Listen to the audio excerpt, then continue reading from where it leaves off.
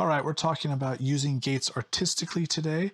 Often gates are seen as something to clean up, especially on drums. Yes, we can clean up the background bleed and noise, but you can do so much more than that. So with the stock Studio One plugin, we'll jump right into it and get at it. We're going to set the threshold so that we're doing an okay job, because we're not going deep into this to make it perfect, an okay job of controlling that and getting that threshold set well.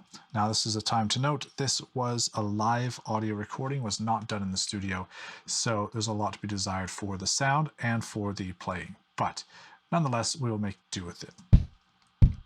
So the first thing we can use to shape our sound is the attack. This is how soon does the gate open after the volume has gone beyond the threshold. The faster the attack time, the more of the transient it's going to get through. The slower, the less. But how does that affect the artisticness of the drum? So you can see here, by slowing down the attack, it's actually getting rid of the initial snappy bit of the transient. So if you have a kick drum that is too hard, too snappy, there's too much attack on the kick drum, then try increasing the amount of time of the attack so that it takes away that snappiness. Make the attack time longer and it will help to round that kick drum out just a little bit.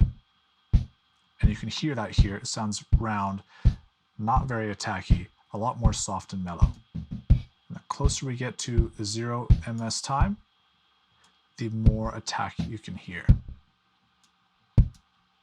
So that's the first bit. The second bit is how fast does it release?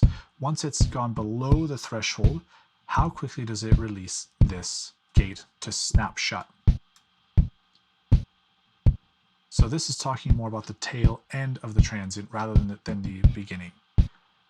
And the more that we leave it open, of course, the more of that tail end we're going to get, until you hit a spot where it just essentially stays open all the time, does nothing.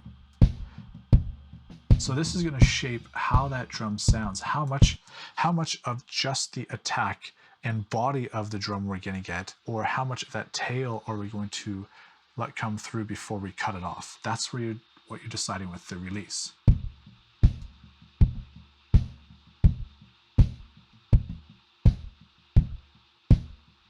So this is obviously an artistic decision to make. Everyone will have a different opinion on this, but to me that sounds all right. Now the hold is going to decide, once the volume goes below that threshold, how long do I hold it open before I start the release process.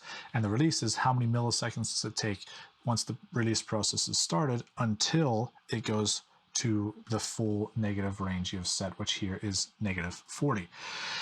So how long we hold it open, of course, determines how much of the transient gets through before we start to close it down. So you're going to end up kind of jumping back and forth between the hold and the release simultaneously to get that tail end you're looking for. Obviously, the longer we have it open, the more it's getting through.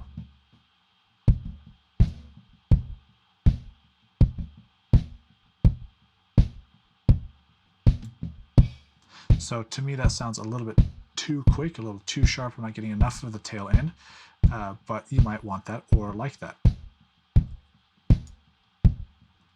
So I hope that shows you really quickly on just a kick drum how playing around with the attack, release, and hold times gives you the ability to shape the instrument or the channel sonically in just the way that you're wanting it to do.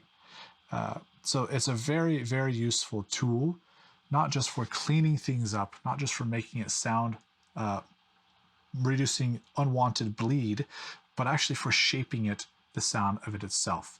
So I hope you've enjoyed this really short tutorial. Come back again for the next one. We'll see you again soon.